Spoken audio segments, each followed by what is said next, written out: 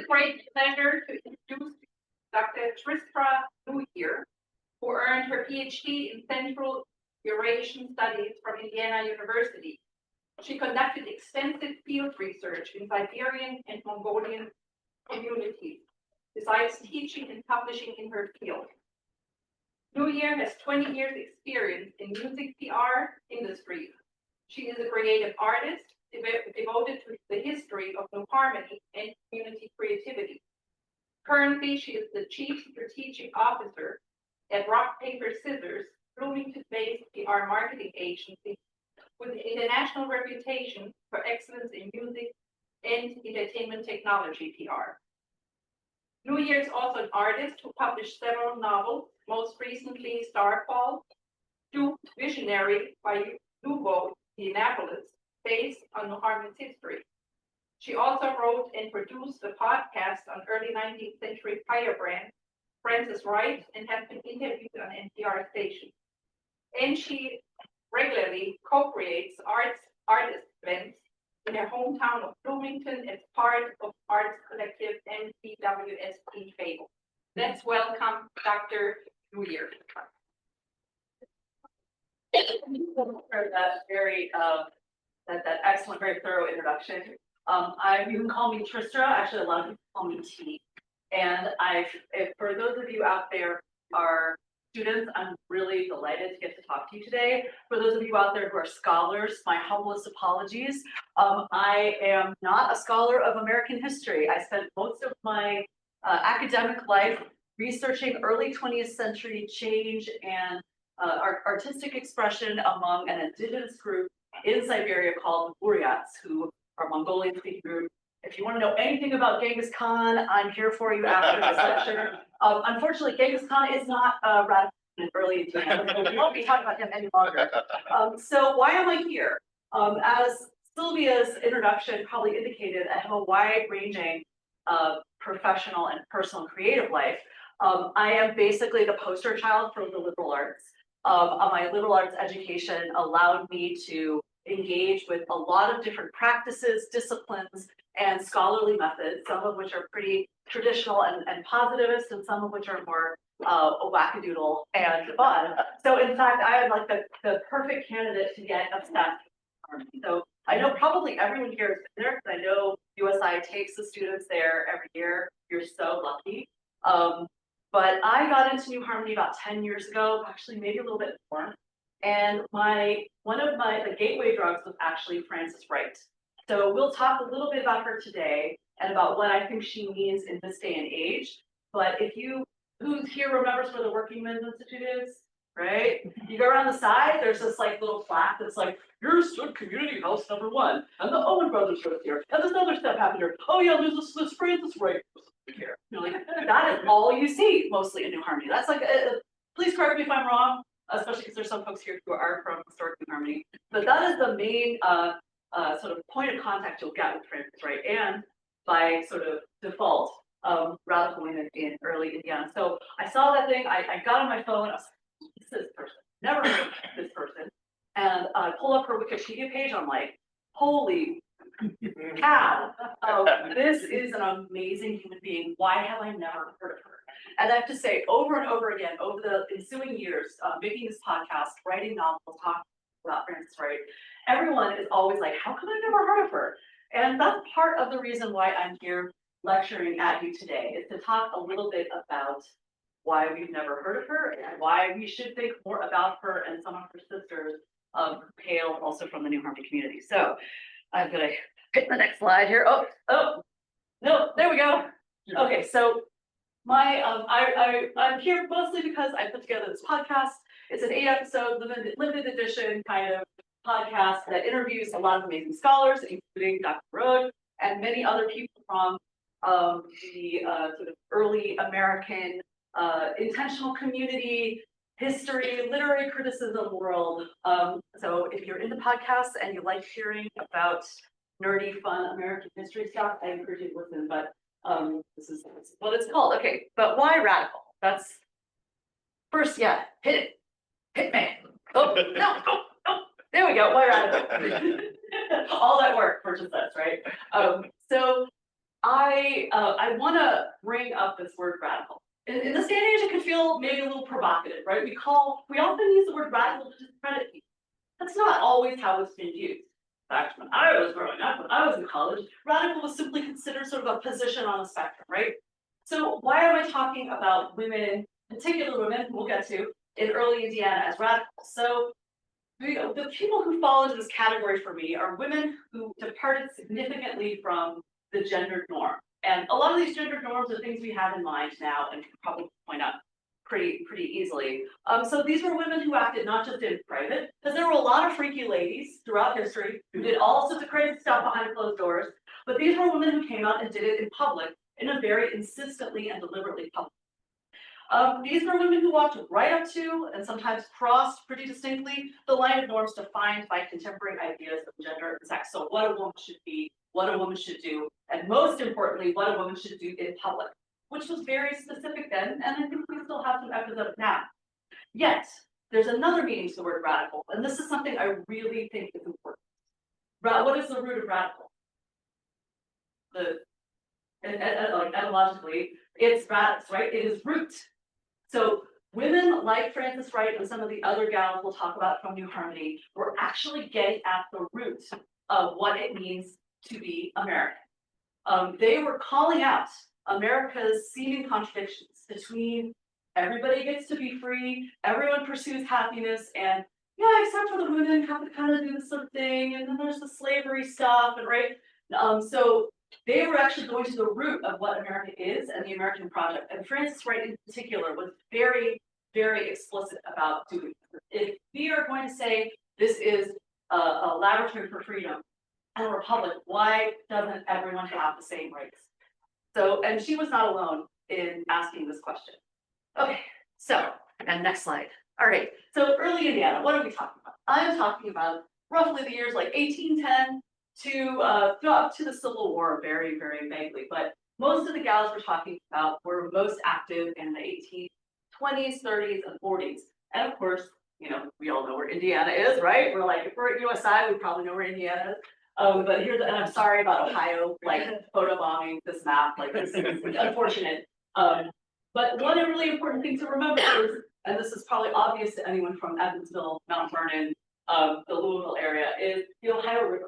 So the Ohio River was such an important, not just for transportation, but also for the spread of ideas. And it really comes into play a lot with the life of Frances Wright, who kept coming back to New Harmony over and over and over again, and launched a lot of her career from New Harmony, as unlikely as that may seem, but who then ended up in Cincinnati, which Cincinnati was kind of like the Silicon Valley of like the 1830s and 40s. It's a huge boom town. All of these new innovative things were happening there. Very, very progressive in certain ways, like a lot of the abolitionist movement, a lot of African-American activism was that wasn't on the East Coast, was actually centered in Cincinnati. It was a very interesting point of contact between you know, the Upper South and, you know, the Union States. So you end up having this very interesting thing going on in Cincinnati, and Frances Wright lived there in her later years and ended up passing away there. She's buried in one of the coolest cemeteries in the Midwest, Spring Grove Cemetery. You could go to her monument and pay her your respects. So, but she was very much tied to this region. And this region ended up playing a big role in American history, in part because of some of these progressive, because it was at this nexus of, you know, international activity that could reach our area because of the rivers, but also because it's on the border of slaveholding and non-slaveholding states. So, and we'll get to that a little bit more in a second. So, next slide. So, one of the main, you can probably guess the reason I'm speaking at USI is because of New Harmony. So, early Indiana was a great site for an intentional community. New Harmony wasn't the only intentional community here in this era, right? We've got West Booster, we have some Shakers that sort of created an outpost that were around, like it's near Terre Haute, right? But so we don't have a lot, though. I think there were some people from New Harmony that were like, the food here stinks, we're gonna go and hang out with the Shakers. But the women we're talking about today didn't make that decision. And this drawing here is of a woman working in front of a window in New Harmony, and it's credited to either Lucy Say, who we'll get to, or Virginie de Calais, two very talented, artistically talented, who are part of the boatload of knowledge that, have you guys heard about the boatload of knowledge? All right, no? My younger friend. So the boatload of knowledge is the anniversary's coming up, I think, what, next year, everyone was saying? At one point, to bring some scientists, artists, and really interesting educators, thinkers to New Harmony, Robert Owen and his partner in business, William McClure, sent basically literally a boat filled with people from Philadelphia down the Ohio River and up the Wabash, and it was loaded with hundreds of pounds of books, pretty sophisticated scientific equipment for the time, etc. So many of the people on this boat were women, and we'll meet one of them in particular in just a second. So a place like early Indiana was the perfect place to have an intentional community because it was like land was widely available for reasons I think everyone knows. The Native Americans had been moved out of this territory, was opened up to European settlement, and people could come and get land fairly reasonably. And obviously Robert Owen didn't do that. Does anyone remember from their trip to New Harmony how Robert Owen got involved in New Harmony? Anyone? It was a busy day. I gotcha. So Robert Owen bought the town lock, stock, and barrel from a group of German pietist millenarians who built the original Harmony, right? So he didn't go and settle on raw land. Frances Wright, we'll talk about in a second, did do that, but he did come to what was at the time the very edge of America. So it was a place like all frontiers. It was both more remote, somewhat more conservative, but also with more possibility to do whatever it is you want to do. And in the case of New Harmony, the dream was to create a laboratory for a new society, right? Where there would be this sort of social equality among different people. And though the reality is a little different from the vision, women and women's rights were seen as part of that. And Robert Owen, I think over time actually became more open to the idea of women and equal rights. Like what he writes in the 1830s differs somewhat from what he said in the 1820s when he first came to New Harmony and started the New Harmony experiment. And we'll talk in a second about how let me talk for a second about how theory and practice don't always align in intentional communities. So the idea of a society of equity or equality did not necessarily translate into women getting to do what they wanted. Women, as usual, were assigned a lot of the household labor. Of course, everyone has to, right? You can't sit around in early Indiana and do nothing all day.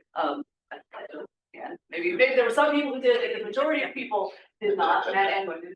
But women were doing things like the laundry, managing a lot of the household stuff, which at the time, if you've ever tried to do laundry by hand in early 19th century conditions, that was definitely not a job.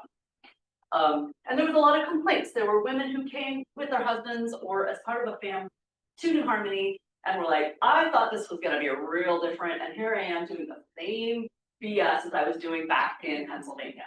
However, things weren't, that was sort of the practice in a way, but there was another side to the practice that was a little bit closer to the theory. So there were some differences, especially once we got into some of the more upper class members of New Harmony, right? So the people who would say go to the balls or attend the lectures. Women could go and ask a man to dance, which would have been pretty scandalous if you did that in New York City at the time. There were special clothing that was developed for the community that where men and women dressed much more similarly. And we'll see in a minute a picture of Frances Wright in that garb. Sort of women have these big blousy pants. You kind of look like you're about to lead a yoga retreat. Kind of that level of sort of loose tunics and pants. But you can imagine, compared to some of the garments, especially upper class women worn at the time, that would have felt really liberating, right? You could jump on a horse. You could, get over a fence really easily without having to sort of, put together a schematic, like how you get all your skirts over, et cetera. So anyway, Early Indiana and intentional communities became this special place for many women to find a different approach. And though again, some of the division of labor and difficult conditions for women persisted, there were also new opportunities, and there were women who were able to take advantage of those. Let me see next slide. So what women are we talking about? Now I've been blabbing on and on and on. I haven't even mentioned any names, right? Like, what is this? So there are several women that you will come across, repeatedly if you look at the history of New Harmony. I've already mentioned Frances Wright, who was originally born in Scotland, raised in England, and came to America as a teenager to write about America. This was part of actually a long tradition of women writing, writing travel accounts in particular. Mary Wollstonecraft, who mom of Mary Shelley, who wrote Frankenstein, big, probably, she's the OG of feminist writers. She got one of her major leaps forward came when she did some travel writing about Scandinavia. So in some ways, Frances is following her footsteps.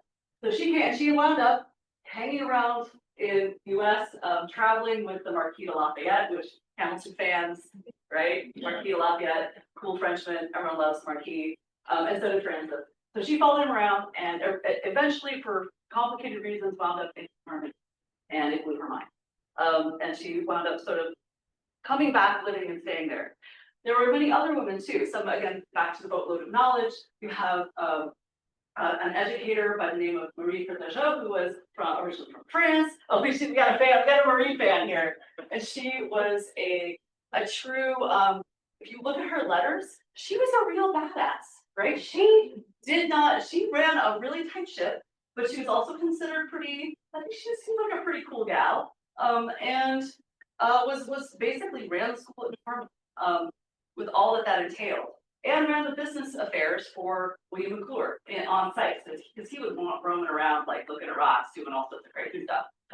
Anyway, so there were other women as well. There were younger women who came from Philadelphia, and we'll talk about Lucy Stay in a minute, and about people there were also other women don't know that much about, Martha Chase. Was also an artist, and who we have some of her sketches, and there's been some research done on her. There's some Virginie Ducalais, a bunch of women who were able to do things that would have been quite difficult back east in the more traditional setting. So again, these are women who come from an upper middle class, upper middle class, and privileged background. Okay, so those are some of the women that we're talking about. We're going to meet two of them in more depth here. Next. All right. Here, so Frances Wright was a pretty impressive gal, and you can see her. She's in the sort of New Harmony garb, right? So if you think about Bridgerton, right? Think about the outfits in Bridgerton, and then compare it to this. What would you rather wear to roam around the Indiana woods? And just throw that out there. But she was, as I said, originally from Scotland, came to New Harmony around 1825, just to kind of see what all the buzz was about. It was at a very transitional time. Where the community is moving from the first intentional community to the second. And she was pretty impressed. In fact, she wrote a letter back to her friend, and we'll look at that letter right now. So I'm going to read this because, that's the obnoxious thing you do as a lecturer. When I first visited Harmony, in descending the waters, a vague idea crossed me that there was something in the system of united labor as there in operation might be rendered subservient to the emancipation of the South. After my inquiries in Louisiana and Mississippi had convinced me more than ever of the imperative necessity of some immediate remedy being applied to the evil, I revisited Harmony, then changed to New Harmony. After considering Father Rapp's system and practice together with those of Mr. Owen, that's Robert Owen, it then occurred to me that if individual labor could not stand in competition with united labor in a free state, how much less could it do so within the regions of slavery? So what Frances Wright took away from the utopian experiment at New Harmony was that she had this sort of economic key that could unlock the chains of the institution of slavery. So one of the biggest problems with slavery was the economic sort of how it was the economic connections that made it very difficult to unwind. And when they attempted to do this in Great Britain, it caused a great deal of expense. So the government ended up paying enslavers to sort of in compensation for the liberation of the enslaved people that they oversaw in Caribbean plantations, for example. And that is, I think that was paid off maybe 10, 20 years ago. Like, it was a huge debt that stuck around for a very, very long time. However, in the US, so the US is looking at some of these other discussions and models and going like, I don't know if we want to do that. And remember, it's a young country, right? You don't have all the money of Great Britain. So people are just like, how are we going to make, even those who are like, slavery's real bad. A lot of enslavers were like, yeah, slavery isn't great, but how do we deal with the economic problem? And I know this sounds really cold and harsh to talk about this in sheer economic terms, but that was one of the main ways people were thinking about it at the time. And Frances Wright looked at how the German settlers had created this incredibly prosperous village in the middle of nowhere just by working together, and were able to have roughly 5 times the wealth per capita as the surrounding communities. And she was like, okay, this is how we do it, right? So her dream was to create a community, an intentional community that would involve both enslaved people and free European heritage people, and they would live side by side. The enslaved people would slowly be educated, learn to read, learn to do arithmetic, all that good stuff, and also gain skills as independent kind of yeoman farmer types, as opposed to the plantation work, which was often very segmented, almost like a board level assembly line, depending on where you were doing it. And she's like, let's create this community where we live side by side, and this will be a model that can be applied across the South to basically have enslavers not face any great damages, and the enslaved will be uplifted. And then this was sort of the solution of the time, was then we'll move everybody to hate. Right. It was very difficult for white Americans to imagine living side by side with people of color. And that was just sort of the way it was at the time. And over, as probably everyone here knows, over the course of the first half of the 19th century, we see more and more arguments and more desire to create a country that is multi-ethnic. And a lot of that impetus came from incredible outspoken African Americans, mostly in the East Coast, but sometimes in the West as well. So, however, in Frances Wright's time, Frances Wright is looking at this from a very particular point of view, and she went on to found this intentional community. It's called Neshoba, and it is from a modern perspective, it can feel pretty problematic, right? Because you still owned your fellow community members, right? And the enslaved people did not have an equal say in how their lives were managed or arranged. However, it's also kind of mind-blowing to think that in 1827, you had a multiracial community living, working, learning together in the middle of Western Tennessee. So that is a pretty impressive thing to consider. And I want you to keep that in mind as we talk a little bit more, because there's a point to all this, I swear. All right, let's meet another lady from New Harmony. It's pretty amazing. Lucy Say. This is an older picture. Lucy was reputedly a beautiful, graceful, and pretty amazing woman, though she looks incredibly vulnerable. Like, I would love to have dinner with this lady. Like, she's incredible. So Lucy Sister at the time, who then later married and became Lucy Say, was part of this boatload of knowledge, as I mentioned. She's an incredibly artistically gifted young woman. She actually studied with John Audubon, as well as Charles Alexandre Lesueur, who was an artist who lived in New Harmony for a while and was given many wonderful sketches and portrayals of the town at the time. So she basically learned how to draw really precisely. And this is incredibly important for science.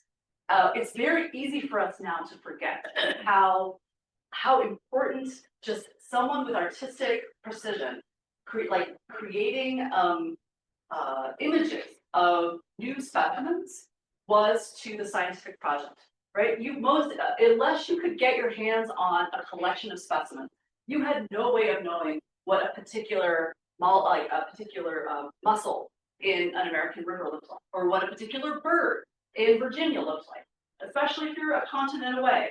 So Lucy's talents actually weren't just like, oh, she drew really nice pictures of clams. You know, she was doing scientific work and research, and her process was really complicated. So she had to precisely draw and then sort of render in ink, and then send to an engraver, give the engraver feedback and be like, look, dude, you made that too pointy, or that's like, this is too thick a line. And then, because that was what had scientific importance, that was data, right? That's like a data set that has to be done precisely. And then her husband, Thomas Day, passed away, but his life work was unfinished. And she's like, I'm gonna finish this. And she didn't have a lot of money. She ended up moving out of New Harmony back to New York City, where she was originally from. And she's like, shoot, how am I gonna do this? What is the most expensive part of printing a book at the time? It was the engraving, it was the plates. So she decided she was going to learn to engrave herself. And that was a pretty bold move for someone. Great. So basically it was like, imagine you had a wife-husband team and they're creating, I don't know, an AI model, and you know, the gal is like the data scientist, and then the husband, you know, sadly passes away. She's like, oh, you know, I'm gonna finish this all myself. I'm gonna do it all myself and do all these things that men did traditionally. I guess it's not a good model, but there are some women in AI, but all right, I'm trying here. I'm trying to bring. All right, so here we go. So this is one of her renderings of an awesome shell, and this is from a letter she wrote back to her friends at the firm. And I love this quote so much. I'm looked upon as being very singular, particularly since I have commenced engraving. A gentleman remarked, well, at what do you think the lady shall stop? Oh boy, that gentleman. At what? Okay. I replied, I hoped at nothing short of breaking up the monopoly so long held by the gentleman that we were tired of cramping our genius over the needle and distaff. Right. So again, Frances was known for being very outspoken. She was very publicly like, I don't care about what you think I should be as a woman. But even sort of another figure who, if you're familiar with Harmony, is often portrayed as this sort of lovely, you know, winsome, you know, woman. She too was like, I'm not putting up with this stuff. I'm going to learn to engrave if I need to. And she did finish her husband. And it was one of the first books about conchology. Conchology? I'm never sure how to pronounce that. I don't think I've ever heard that word said aloud in the US. And again, this may seem like a weird little fun fact, but these first scientific work were so important, not only for just the overall sort of body of knowledge that was growing about biology and science in general, but also for this understanding of what America, you know, our sort of natural environment was part of a national project, imagining.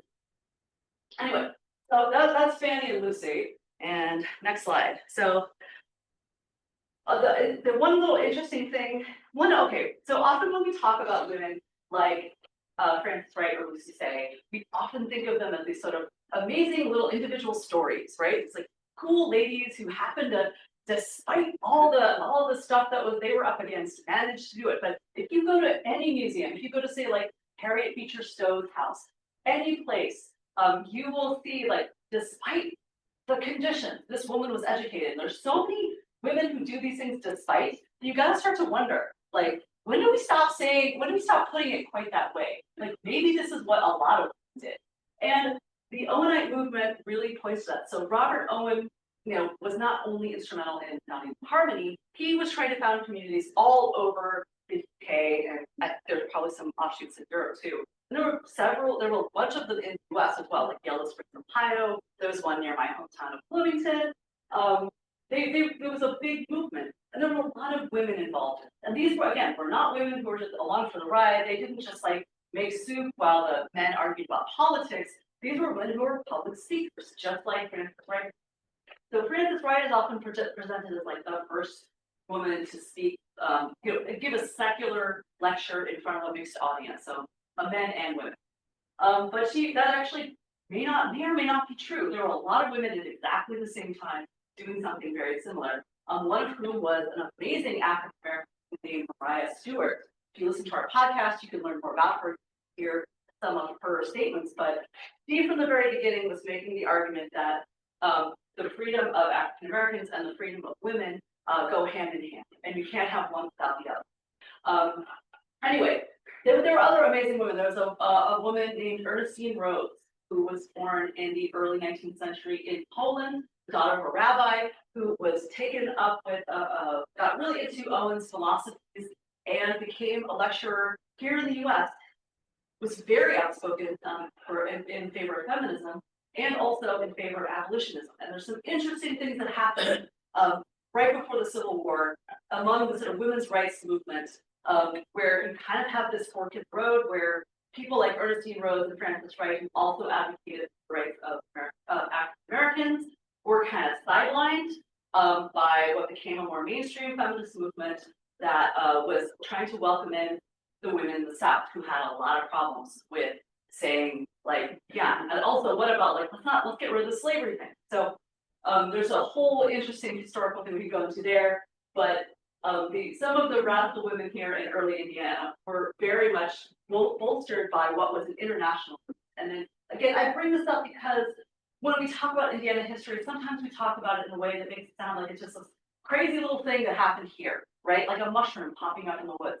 But a mushroom has like all these mycelia, right? So everybody here in New Harmony was thinking about what was going on in Spain and what was going on in Washington, D.C. And what was going on in, was talked about in Philadelphia or in London. So we need to really think internationally when we look at radical women. And I think that's incredibly important because they're not just one-off weirdos, okay? So, all right. So what did women do when, in order to sort of make their public stance known? So this is a very famous caricature of Frances Wright, portrayed as a goose and a downright gambler, and they have the W here to like her name is spelled, right? So this is like a little play on words, very clever, or a goose that deserves to be hit. So Frances Wright at some point went what we would now call viral. She was giving lectures, people were having riots outside, the authorities tried to keep her from speaking. It was basically like, I think a lot of folks in this day and age would really recognize the dynamic. In that people, even though she gave very, by our standards, they felt tame, genteel, very dignified, they were rabble-rousing in the ears of people at the time. And entertainment, like, this was a form of entertainment. Going to lectures, like right now, is probably an assignment for most of the younger people in the room. But at the time, it was like, oh, that's cool. Let's go check out this lecture. It's gonna be crazy, right? It was sort of like going to see, like, I don't know. So she was kind of like the Taylor Swift of the socialist, of the proto-socialist early American world. So women were speaking. There's Mariah Stewart, there's Frances Wright, Ernestine Rose. There are other women too who were on the lecture circuit, though obviously they were far fewer than men. They were there and they were making a living, just like a lot of men did. Next slide. And women, like Lucy say, were researching, and I consider documenting these specimens. And this is one of her drawings, and so you can see her notes herself, like too sharp, like basically too high. Like she's basically making notes for herself about how this does not resemble the specimen that she's looking at. So this is a scientific process. So women were researching, and they got one more here. And this is a tribute to Sylvia Rhode and to one of the amazing women who came from the first iteration of Ph.D, Gertrude Rapp. These women were acting, they were conducting business, they were innovating. So this is from a silk pattern book of Gertrude Rapp that's up at the Art Institute of Chicago. Yeah, and so this is like an incredible, like woven silk. This is a technical and aesthetic accomplishment. And we can see a bunch of her patterns up there. So this is women were doing stuff. They weren't just cooking, cleaning, doing laundry, though of course many of them were doing that as well, raising children. So what's the point of all this? Why am I bringing all this up? Next slide. I have an axe to grind here. I feel like we've had several generations of amazing, often women research, but some men as well, who've dug into women's stories, sort of excavated them from the archives and brought them out and done a lot of the primary source for sort of the first secondary work and a lot of these women like Frances and Lucy. However, this is not a sideshow. Society, as far as I can tell, has never functioned with just men, at least not in a, unless we're talking about some weird sci-fi scenario, like Cormac McCarthy kind of level stuff.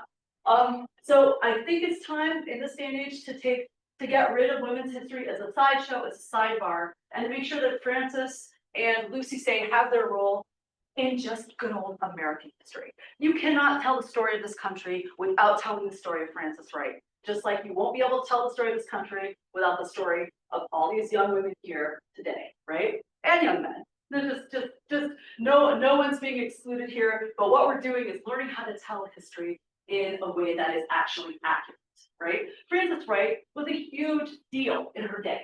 There's no reason why we shouldn't treat her as such. And the fact that we don't, and that most people don't know who she is, that makes you want to ask a couple questions about how we're writing history, how we're approaching it. And we have a whole final episode on this. It's more nuanced than just like patriarchy. It's definitely more complicated than that. But there is a lot of, we have a lot of questions to ask ourselves as Americans, why we want to tell stories the way we're telling. And this leads me to an even bigger point that's related to New Harmony and the Owenite movement and all of the wonderful experimental maverick, progressive, crazy dreamer weirdos who made this country what it is today. For instance, okay, but wait, before we get there, I don't know, does anyone recognize this family? Come on, aren't you there's no experts in tradwifery here in the audience. This is like, I consider this patient zero. This is Ballerina Farm. So we are in an age right now when we are facing some of the same questions that Frances and Lucy faced in a certain way, which is, what is a woman supposed to do? What should she do publicly? How should she present herself publicly? And while, of course, things have changed, fortunately, things have changed, we still have a lot of thinking to do and a lot of interesting explorations about what our different possibilities and roles are. So I bring up Ballerina Farm and the trad wife sort of phenomenon as a way to say we are still grappling with these things as men and women together. We still have a lot of figuring out to do, even if some of the social conditions have changed and the opportunities have shifted. So there's still, culturally, we still have a lot of thinking to do, and Frances would feel very at home, clapping back, I think, in some of the tradwifery. Anyway, all right, next slide. All right, but a bigger point is that New Harmony is not a weird little sideshow like, oh, look at those crazy people, those losers that came and tried to make socialism or whatever. Radicals, experimentals, thinkers, reformers are not a sideshow in American history. They are not footnotes. They are also some of our founders. So most of the people who came to this country were, we're sort of middle of the road, but we have these two amazing extremes, these brackets, these all sorts of factors that came together. And if we ignore our progressive history and treat it like it's some weird, like that's not real American history, then we're shortchanging ourselves, right? Because even if you don't agree with Robert Owen, even if you don't agree with Frances Wright, even if you wish you'd never come into this lecture hall and heard me talk, you don't have to agree, but you do have to acknowledge that Robert Owen was a big deal, just like Frances Wright was a big deal. So full stop, they are American history, and we need to start talking about them as such, not as weirdos, but as part of the main story. So that is basically I think I've got one more slide here. Oh yeah, 2 more slides. So I love this, and this says something about our country. We hear right now about how polarized we are, about how, we're doing so much. It's never been this bad. Oh, we're going at each other's throats. Look at this. This is from 1848. This is called Politics in an Oyster House. Obviously, this is not the Midwest. This is not early Indiana. It's a little later. But like, this gives me feels, right? I look at this. I'm like, we're facing the same thing now. You just need to have 2 phones in their hand or something. And maybe like one of them has has a red cap on, and the other one is like, got a rainbow flag. But we Americans, and you can find this in almost every travel account, we love to argue. We love to argue politics. We love to call each other names. this has always been the case. So while things may feel a little heated right now, not gonna lie, it feels a little intense, but we've always been intense. And that's what makes this country great, is that we're a bunch of debaters. So instead of feeling bad about feeling bad, maybe we should just be like, yeah, we're gonna argue a lot, because that's what a democracy does. All right, and here's and the reason I bring all this up, I keep saying that, one more slide here, is because we're facing, in some ways, a bit of a denaturing of our popular historical discourse, right? This is from Facts, and I care about your feelings. I love that other title. This is supposed to be John Adams. This is rendered by an AI. So right now we're being inundated with AI slop. That is, AI, artificial intelligence generated content that is done carelessly without much concern for relationship with reality. That's what the slop term means. And this is being pumped out and actually served to our young people as some kind of history. Maybe it is. Maybe in like 10 years, we'll have some cool scholars who are like, yeah, man, this is how the discourse had to go, right? Right now, I want to say, this does not include enough. This is not going to be sufficient for us to understand ourselves or for us to make any progress together in the future as a nation or even as a community here in Southern Indiana, radical or not. So that is sort of, I know we got like from New Harmony and some crazy lady from Scotland who became a popular speaker in the 1830s to AI John Adams. But I think this is an important point that I want to really hit, which is these early Americans do matter. And we can take, not as heroes, not as the hero worship version of history, which I think this AI slop stuff is pointing at, but as human models that we can use now to find our courage, to understand each other, to see that our same debates are going on, repeated, maybe morphed, but still very, very relevant. We still care about how do we treat everyone equally? How can everyone be given the maximum amount of freedom? How can we speak openly, according to the First Amendment, without causing harm or doing damage to the people around us? Like, all of these are questions that people dealt with in the 1820s in New Harmony, and they're questions we're going to have to deal with now. So, all right, that is my lecture for today. This is just, I'm sorry, I think there's a slide after this. I can't deal with this guy anymore. He's freaking me out. So thank you so much for being an attentive audience and giving you laughs here. The podcast, again, if you look it up on your favorite place where you cast your pods, is Frances Wright, America's Forgotten Radical, which I created with the amazing Dr. Eleanor Ross, who will be here today. We also have a book coming out together called Founding Radicals, should be out in 2027. And as Sylvia mentioned, my novel is called Starfall, for those of you who like weird Indiana historical fantasy sci-fi post-climate change fiction. So thank you so much for listening today.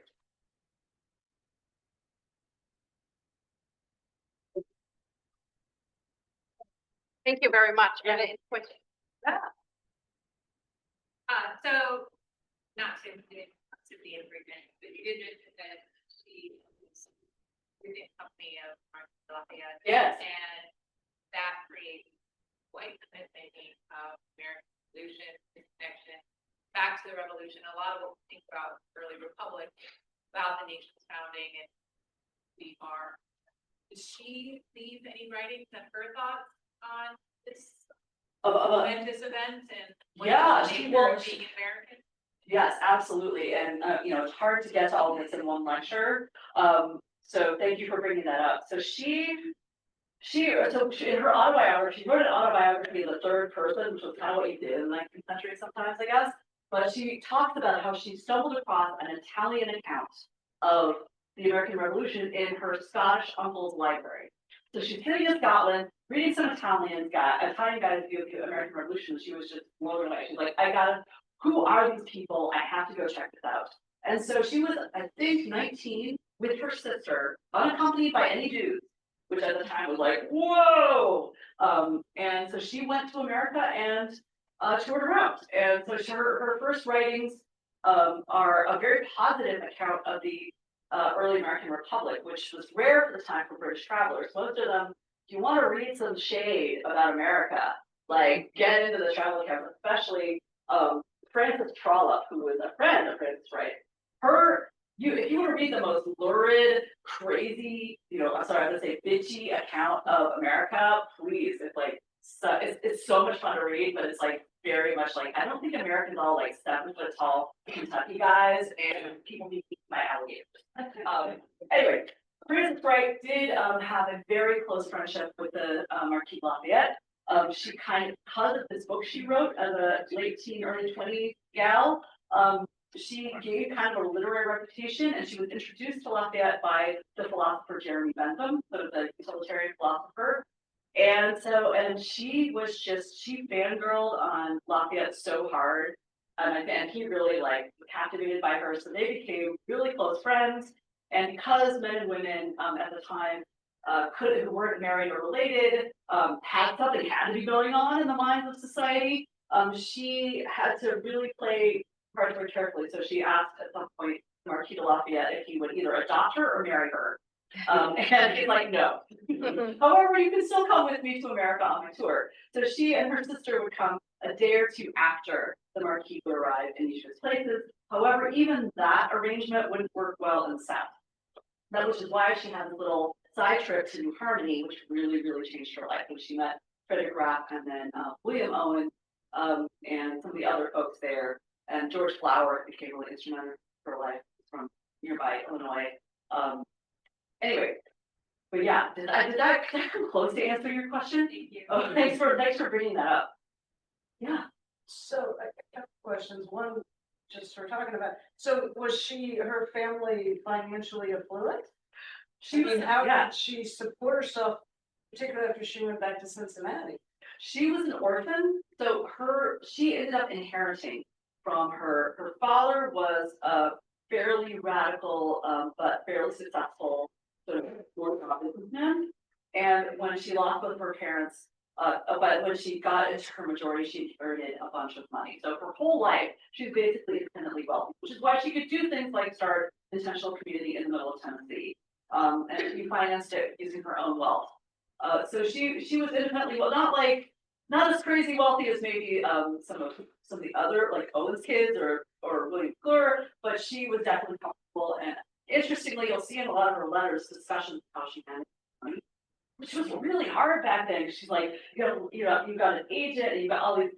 I don't know, like we think stuff is crazy now, but there was all sorts of strange movement of money around in order to both keep it liquid enough to access and then also contain your wealth. But like she had a couple of scares where people would either just like lose their certificates to her stock or whatever she was holding, or where there'd be a crash at the bank and like so all her money would be gone.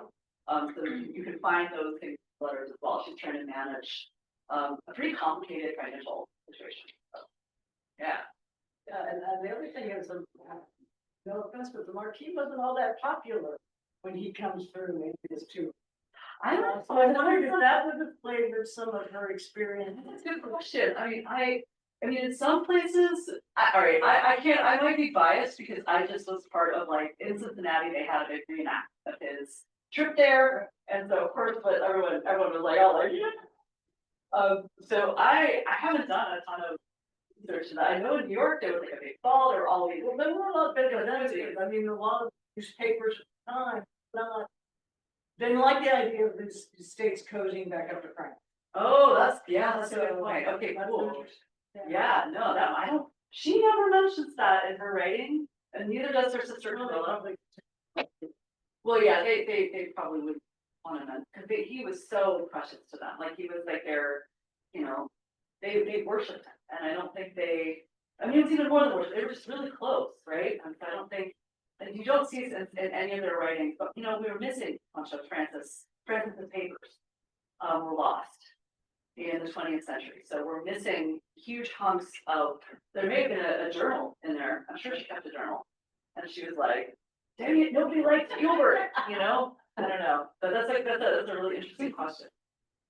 Yeah. I had a question. So when she wanted to create these other communities, the Shoba communities, was it kind of like in opposition to the Owenites, like they didn't do this right?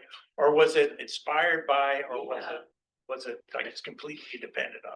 I think it was inspired by both like the economic success of the harmonists, and then also Owen had the right idea, but he didn't have the practical sort of, she saw when New Harmony was mobbed by all these randos and like nobody, you know, there wasn't really a good balance of the kind of professions you need and craftspeople you need in a frontier community. And so I think she was really thinking hard about that, like, this was a great idea, but like bad execution. And so she wanted to take like that, but she was also super, she learned a lot of lessons from New Harmony. And she actually wrote, when they wrote the sort of plan for Neshoba, she was really thinking hard about how do you make this a going concern that has practical, sustainable qualities as opposed to just like come to mine. Right, yeah. Robert Owen, like, Right. he talked to the top. As a publicist and a marketer, like, massive respect, but as like a town administrator, maybe not so good, yeah. Oh, yeah, his son was the Marquis de Lafayette, and a bunch of other interesting people were sort of as part of the trustees of Neshoba, yeah. Okay, any more questions? Oh, so yeah. Internet people, any questions? Like, why? Oh, cool. Oh, interesting. Yeah, Jackson, that is such a, Graham, thank you for pointing that out, because Jackson was kind of instrumental in a minor way in Neshoba coming to be. So Jackson wasn't he the governor of Tennessee? Correct me if I'm wrong at the time, Graham. Not a Tennessee historian, sorry. Can't do everything. But Jackson gave her, basically helped her get the deed to the land where Neshoba was established, and he seemed pretty supportive. So Andrew Jackson is an interesting character. Right? Oh, comment. Oh, thank you, Joshua. Yeah, Jackson wasn't the only person who made notes. Like Jefferson had one of Frances Wright's novels, which was based on the sort of teachings of Epicurus, the Greek philosopher, and he made notes like, yeah, this is right, yeah, cool stuff. Like, I mean, what's it called? Jefferson was pretty much like, yeah, this is a good book, and and Walt Whitman was really into some of Frances Wright's writing, and if you read in his sort of accounts of his life, seeing Frances Wright speak was one of the major things that influenced his boyhood. So she had a lot of impact. Mary Shelley, author of Frankenstein, who I mentioned, had a lot of her hair like this, so she was very important to a lot of people. Very interesting. Thank you for bringing up Andrew Jackson. Well, another round of applause. Thank you very much.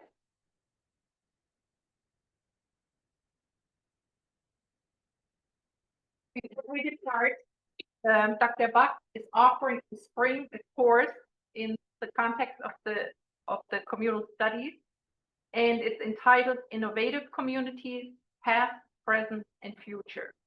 So anybody who is interested, it's a 200 level course, and it should be very interesting in light of all these communities that were here in the region to speak of. Yes. Yeah. Thank you. Thanks again. Thank you so much for having me. Thanks for coming. Oh.